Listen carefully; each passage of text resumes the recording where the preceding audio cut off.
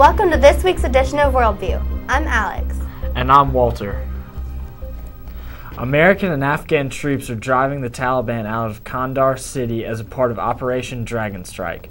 They are focusing on moving the Taliban out of 3 districts in the city. General Joseph Blotz, a NATO spokesman, said that they are expecting hard fighting from the Taliban, but the goal of the operation is to give the Taliban nowhere to hide. Kandahar is the birthplace of the Taliban, so if they can be forced out, it will be a crucial shift in the balance of power in Afghanistan.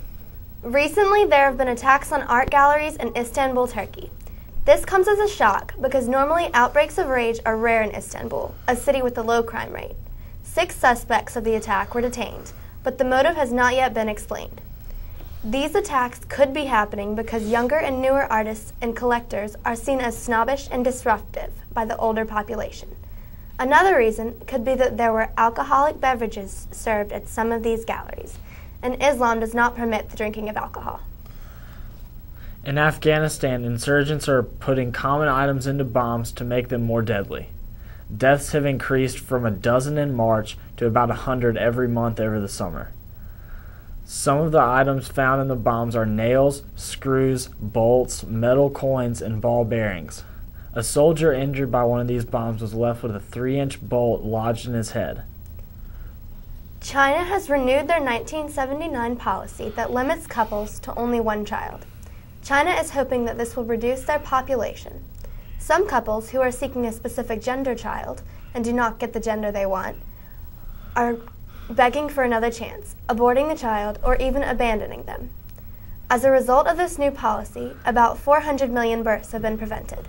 However, this might be a bad decision in the long run, because the Chinese population is growing old, and they need more young people to take over the jobs that have put China into first place in the world market. A 54-year-old Chinese man was sentenced to 11 years in prison last December after enduring 3 years in a labor camp. Both hardships were caused by the same reason. Liu Xiaobo wanted China's government to end its communist ways and embrace human rights, multi-party elections, and independent court system. 300 people from outside China have signed a petition saying that Xiaobo should receive the Nobel Peace Prize, believing that he has peacefully and courageously voiced his belief that China needs a democracy.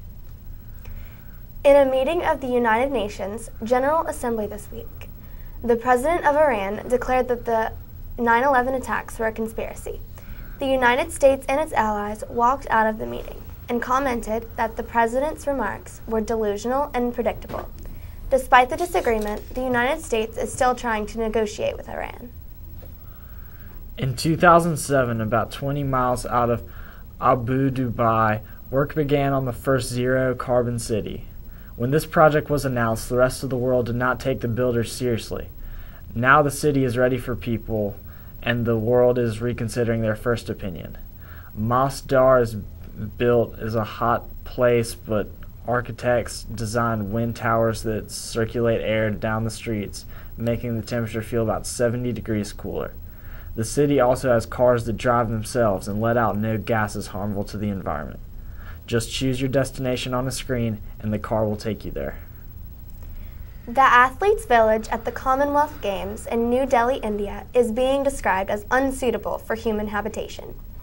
India, wanting to use its hosting of these games as their moment to shine, has only seemed to disappoint. Athletes and whole teams are either not coming or are threatening not to come. Some people are concerned that the games might cease to continue if they don't take place this year, and others just want the games to be relocated elsewhere. Now here's Houston and Walker with the sports. Hey guys, I'm Houston. and I'm Walker. This week was packed with games. Yeah, to start off, we have girls tennis who played First Assembly on Tuesday. They also played on Thursday against Forsyth Country Day. Varsity boys soccer played Tuesday away against Bishop McGuinness, and JV boys soccer played Thursday away against Forsyth Country Day. Varsity girls volleyball played home against First Assembly in Wesleyan. Girls field hockey played Salem Academy on Tuesday. Boys football played South Davie Middle School on Thursday. We hope all you guys come out to cheer your teams on. Go Eagles! Now here's Christina with the school service report. Hey everyone! A big thanks to everyone who gave up their study hall on Monday and participated in Souls for Souls. We were able to raise a lot of money. Coming soon is a movie on the lawn, which you'll hear more about from the Souls for Souls committee. Also, don't forget to sign up for the Heart Walk starting at 8 o'clock a.m. on Saturday, October 16th at Tanglewood Park. If you go to Summit's webpage under Service Learning, there's a link to sign up for the walk. T-shirt designs are needed for the Tees for Tides project. Your designs must be on 8.5 by 11 white piece of paper. It should be a colorful design related to marine life and the environment in the Gulf of Mexico.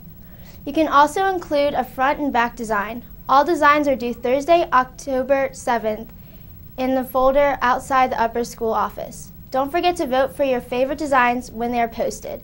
Lastly, I hope everyone's been dressing up for Spirit Week this week. Keep up the good work and happy Spirit Day! That's the news this week. Have a great weekend. Goodbye from the entire Worldview crew. We'll see you again next week.